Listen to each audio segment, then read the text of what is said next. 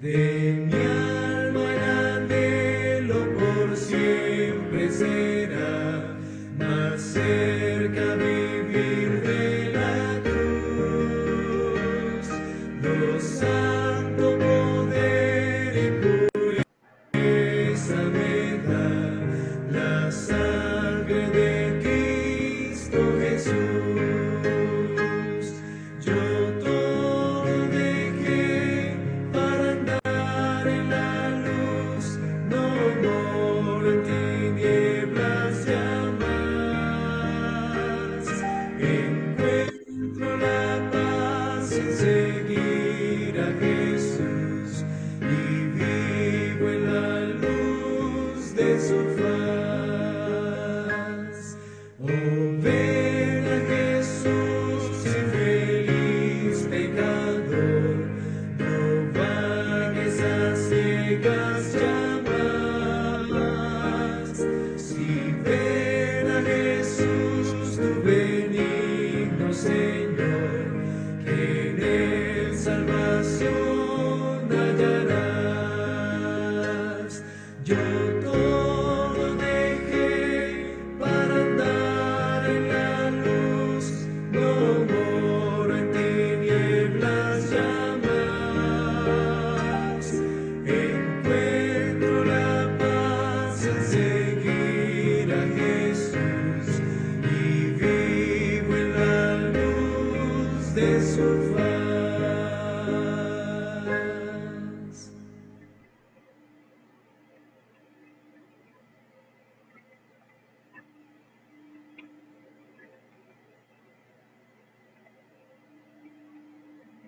Hey, it's Brian Rose from London Real. I just finished recording a special video that's not going to be available anywhere.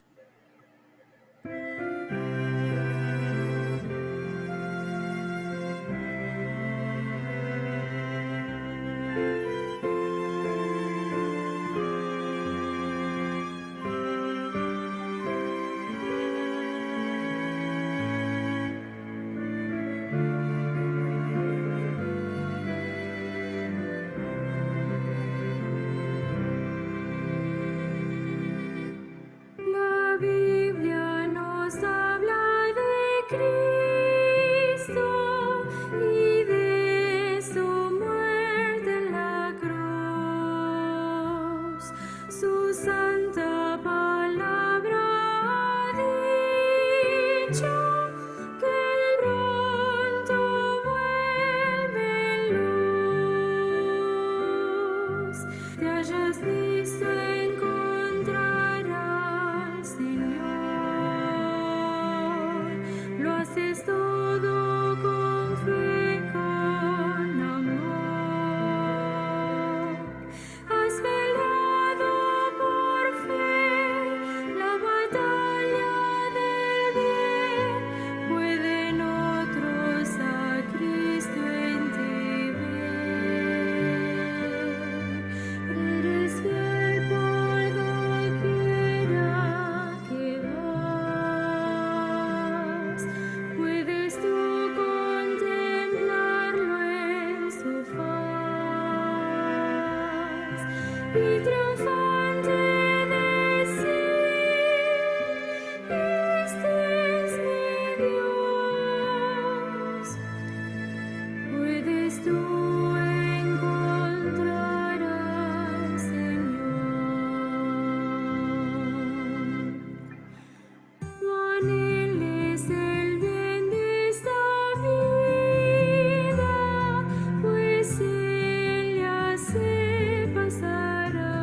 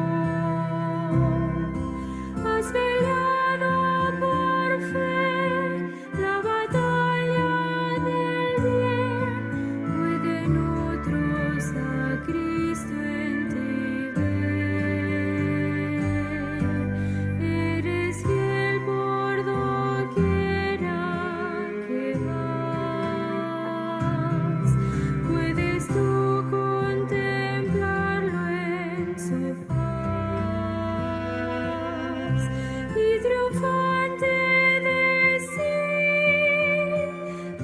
este es mi Dios. Puedes tú encontrarlo, Señor.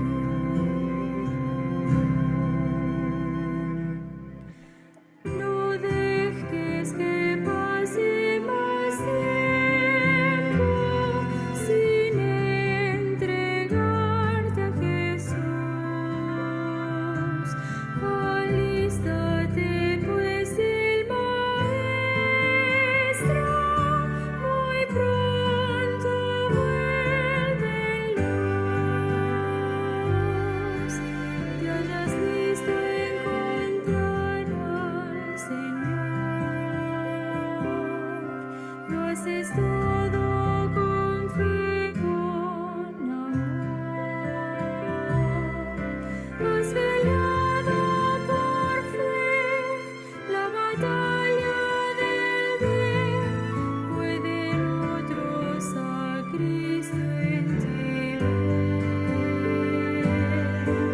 Eres fiel por doquiera que vas. Puedes tú contemplarlo en su faz y triunfante decir, este es mi Dios. Puedes tú encontrar al Señor.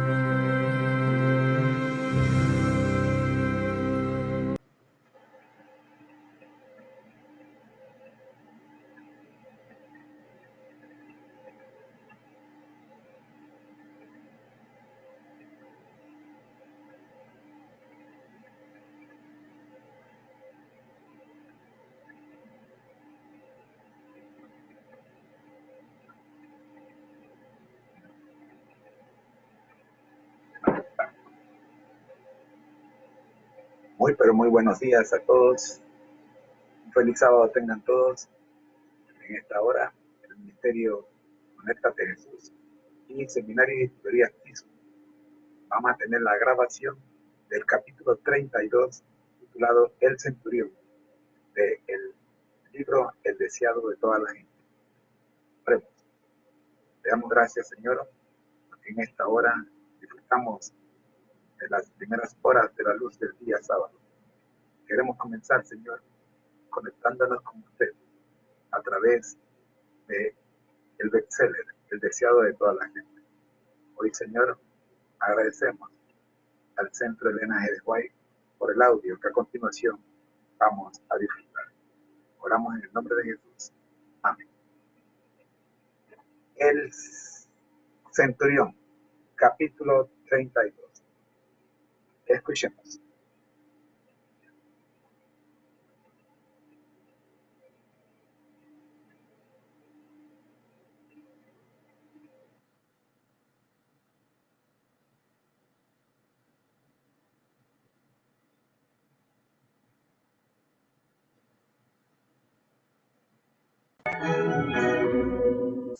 Capítulo 32, titulado El Centurión.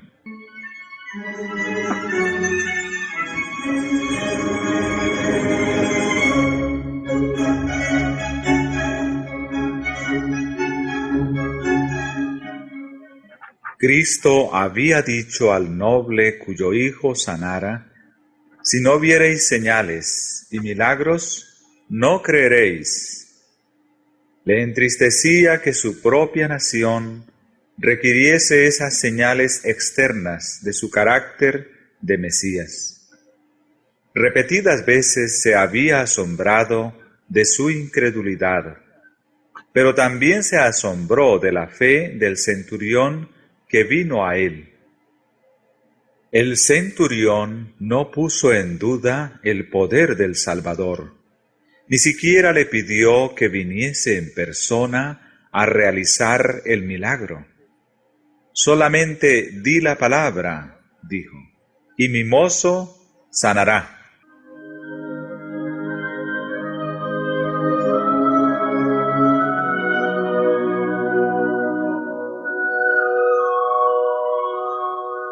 El siervo del centurión había sido herido de parálisis y estaba a punto de morir. Entre los romanos, los siervos eran esclavos que se compraban y vendían en los mercados, y eran tratados con ultrajes y crueldad. Pero el centurión amaba tiernamente a su siervo y deseaba grandemente que se restableciese. Creía que Jesús podría sanarle. No había visto al Salvador, pero los informes que había oído le habían inspirado fe. A pesar del formalismo de los judíos, este oficial romano estaba convencido de que tenían una religión superior a la suya. Ya había derribado las vallas del prejuicio y odio nacionales que separaban a los conquistadores de los conquistados. Había manifestado respeto por el servicio de Dios y demostrado bondad a los judíos, adoradores de Dios. En la enseñanza de Cristo, según le había sido explicada, hallaba lo que satisfacía la necesidad del alma. Todo lo que había de espiritual en él respondía a las palabras del Salvador. Pero se sentía indigno de presentarse ante Jesús y rogó a los ancianos judíos que le pidiesen que sanase a su siervo. Pensaba que ellos conocían al gran maestro y sabrían acercarse a él para obtener su favor.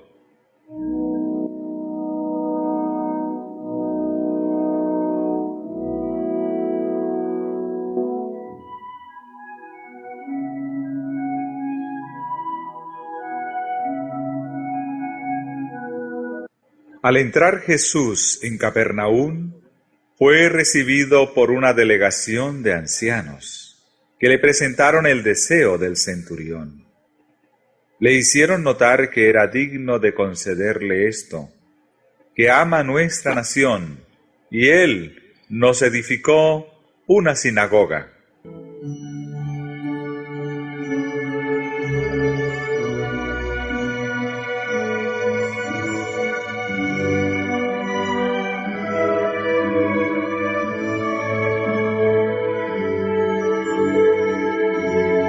Jesús se puso inmediatamente en camino hacia la casa del oficial, pero, asediado por la multitud, avanzaba lentamente. Las nuevas de su llegada le precedieron, y el centurión, desconfiando de sí mismo, le envió este mensaje: «Señor, no te incomodes, que no soy digno que entres debajo de mi tejado». Pero el Salvador siguió andando, y el centurión, atreviéndose por fin a acercársele, completó su mensaje diciendo: «Ni aún me tuve por digno de venir a ti, mas di la palabra, y mi siervo será sano. Porque también yo soy hombre puesto en potestad, que tengo debajo de mí soldados, y digo a este, ve y va, y al otro, ven y viene, y a mi siervo, haz esto y lo hace. Como represento el poder de Roma y mis soldados reconocen mi autoridad como suprema, así tú representas el poder del Dios infinito, y todas las cosas creadas obedecen tu palabra. Puedes ordenar a la enfermedad que se aleje, y te obedecerá. Puedes llamar a tus mensajeros celestiales, y ellos impartirán virtud sanadora. Pronuncia tan solo la palabra, y mi siervo sanará».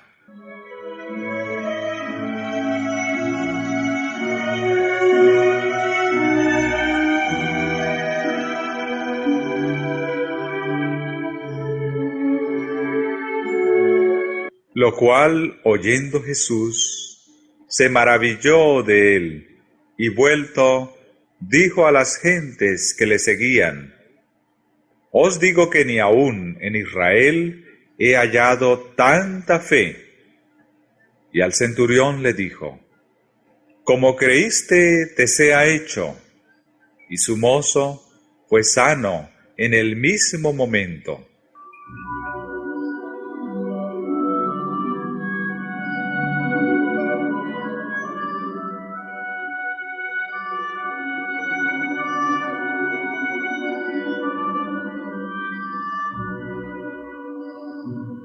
Los ancianos judíos que recomendaron el centurión a Cristo habían demostrado cuánto distaban de poseer el espíritu del Evangelio.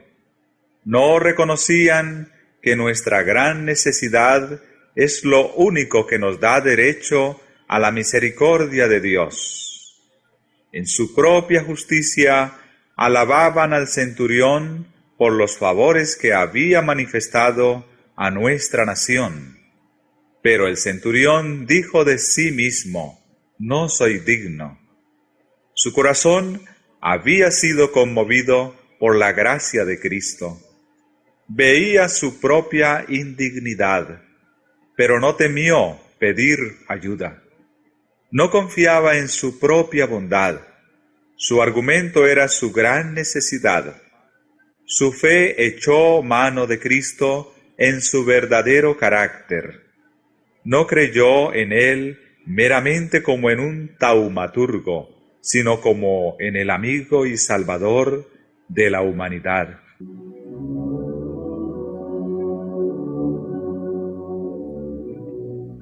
Así es como cada pecador puede venir a Cristo, no por obra de justicia que nosotros habíamos hecho, mas por su misericordia nos salvó. Cuando Satanás nos dice que somos pecadores y que no podemos esperar recibir la bendición de Dios, digámosle que Cristo vino al mundo para salvar a los pecadores. No tenemos nada que nos recomiende a Dios, pero la súplica que podemos presentar ahora y siempre es la que se basa en nuestra falta absoluta de fuerza, la cual hace de su poder redentor una necesidad. Renunciando a toda dependencia de nosotros mismos, podemos mirar la cruz del Calvario y decir: Ningún otro asilo hay. Indefenso, acudo a ti.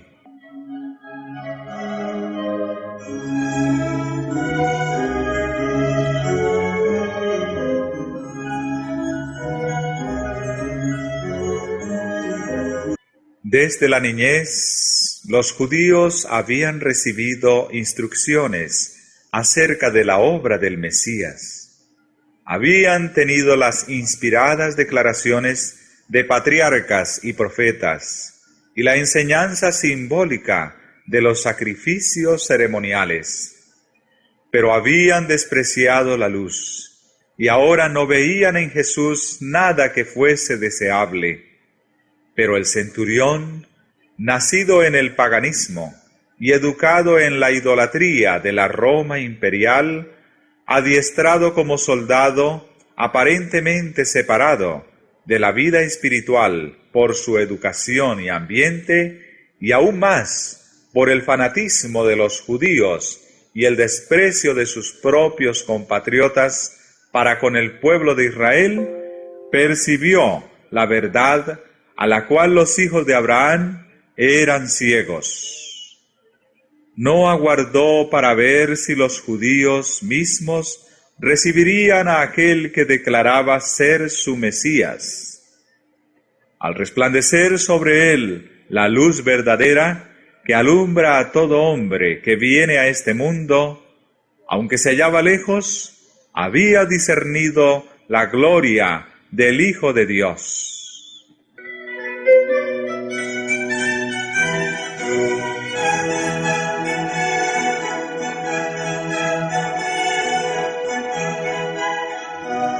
Para Jesús, ello era una prenda de la obra que el Evangelio iba a cumplir entre los gentiles.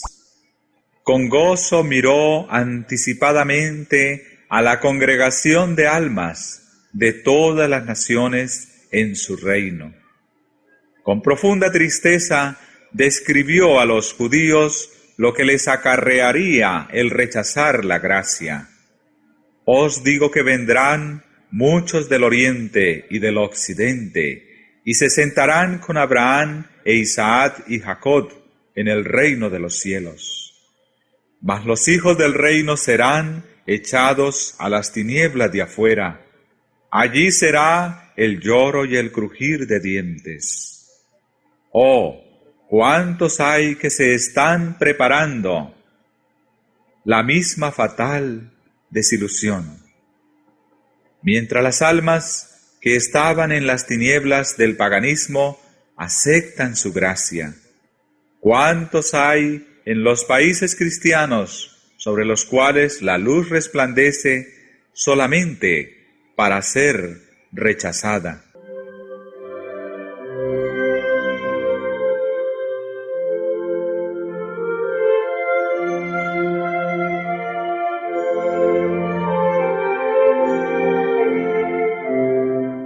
A unos 30 kilómetros de Capernaum, en una altiplanicie que dominaba la ancha y hermosa llanura de Esdraelón, se hallaba la aldea de Naín, hacia la cual Jesús encaminó luego sus pasos.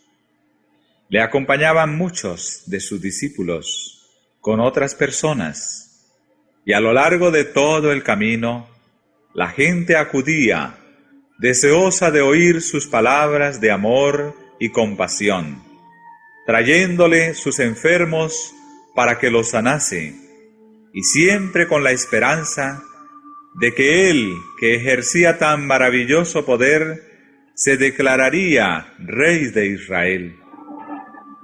Una multitud le rodeaba a cada paso, pero era una muchedumbre alegre y llena de expectativa la que le seguía por la senda pedregosa que llevaba hacia las puertas de la aldea montañesa.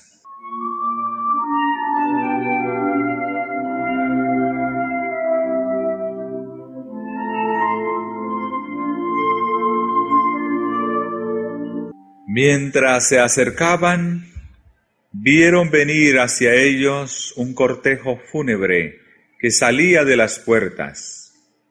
A paso lento y triste, se encaminaba hacia el cementerio. En un féretro abierto, llevado al frente, se hallaba el cuerpo del muerto, y en derredor de él estaban las plañideras que llenaban el aire con sus llantos. Todos los habitantes del pueblo parecían haberse reunido para demostrar su respeto al muerto y su simpatía hacia sus afligidos deudos.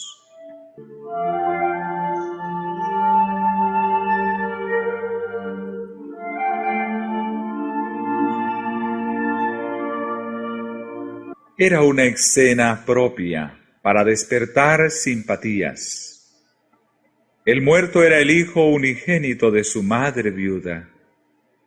La solitaria doliente iba siguiendo a la sepultura a su único apoyo y consuelo terrenal. Y como el Señor la vio, compadecióse de ella. Mientras ella seguía ciegamente llorando, sin notar su presencia, Él se acercó a ella y amablemente le dijo: «No llores».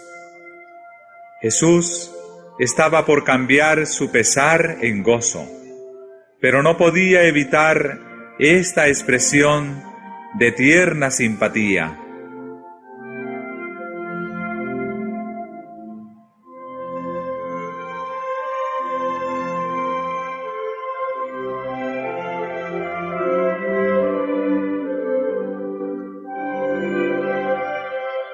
Y acercándose, tocó el féretro. Ni aun el contacto con la muerte podía contaminarle. Los portadores se pararon y cesaron los lamentos, de las plañideras. Los dos grupos se reunieron alrededor del féretro, esperando contra toda esperanza. Allí se hallaba un hombre que había desterrado la enfermedad y vencido demonios. ¿Estaba también la muerte sujeta a su poder?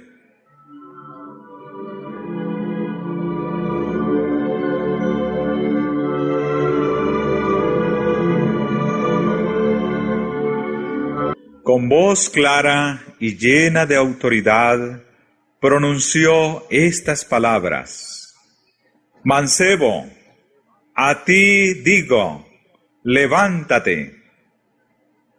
Esa voz penetra los oídos del muerto. El joven abre los ojos.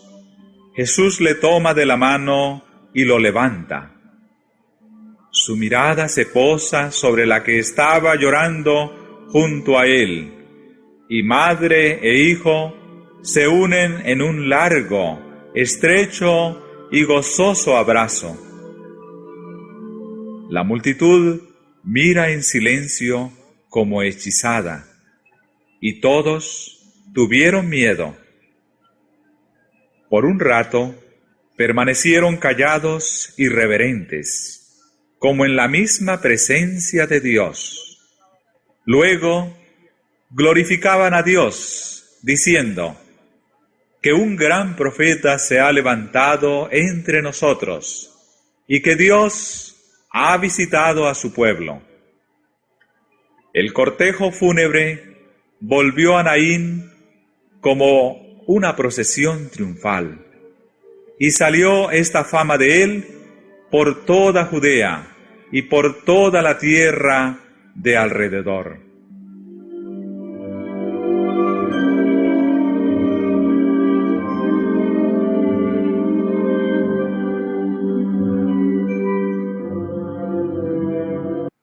El que estuvo al lado de la apesumbrada madre, cerca de la puerta de Naín, vela con toda persona que llora junto a un ataúd. Se conmueve de simpatía por nuestro pesar. Su corazón, que amó y se compadeció, es un corazón de invariable ternura. Su palabra, que resucitó a los muertos, no es menos eficaz ahora que cuando se dirigió al joven de Naín. Él dice: toda potestad me es dada en el cielo y en la tierra.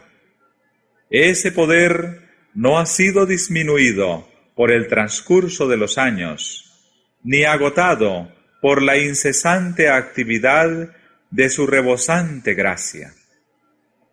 Para todos los que creen en Él, es todavía un Salvador viviente.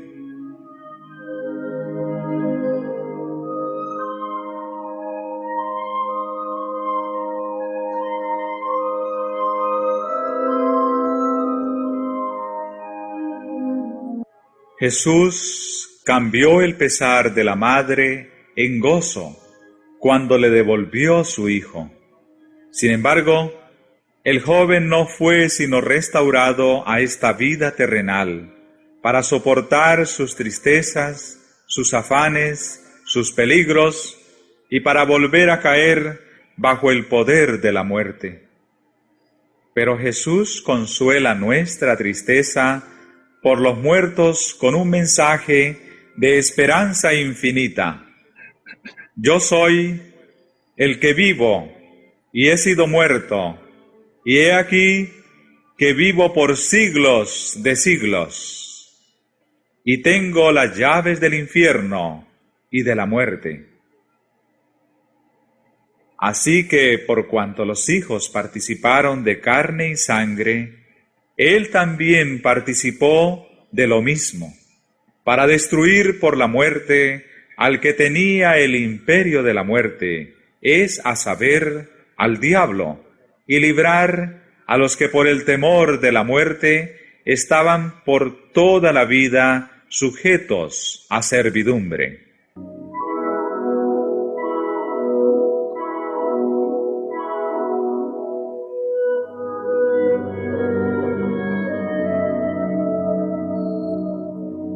Satanás no puede retener los muertos en su poder cuando el Hijo de Dios les ordena que vivan.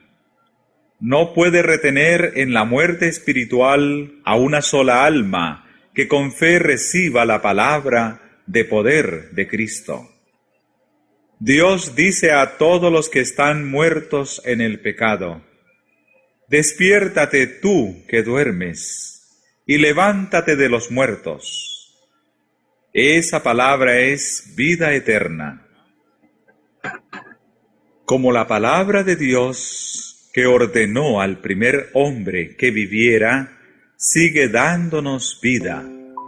Como la palabra de Cristo, mancebo, a ti digo, levántate, dio la vida al joven de Naín, así también aquella palabra, levántate de los muertos, es vida para el alma que la recibe.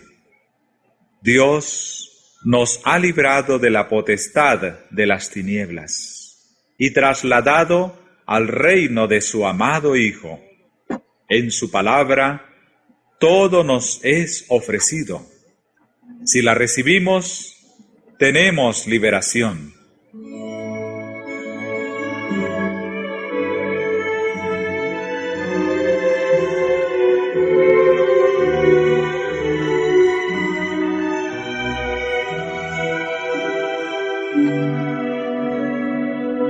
Y si el espíritu de aquel que levantó de los muertos a Jesús mora en vosotros, el que levantó a Cristo Jesús de los muertos, vivificará también vuestros cuerpos mortales por su espíritu que mora en vosotros.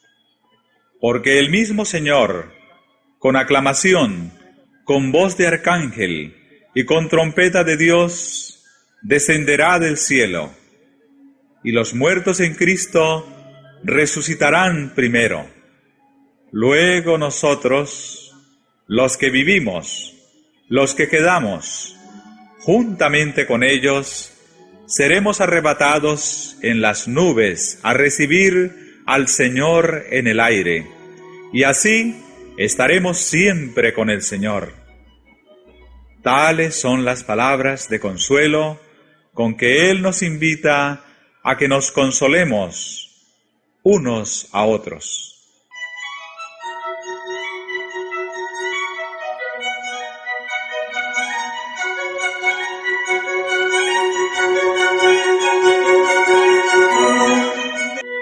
Esta ha sido la presentación del capítulo 32 del sentido de toda la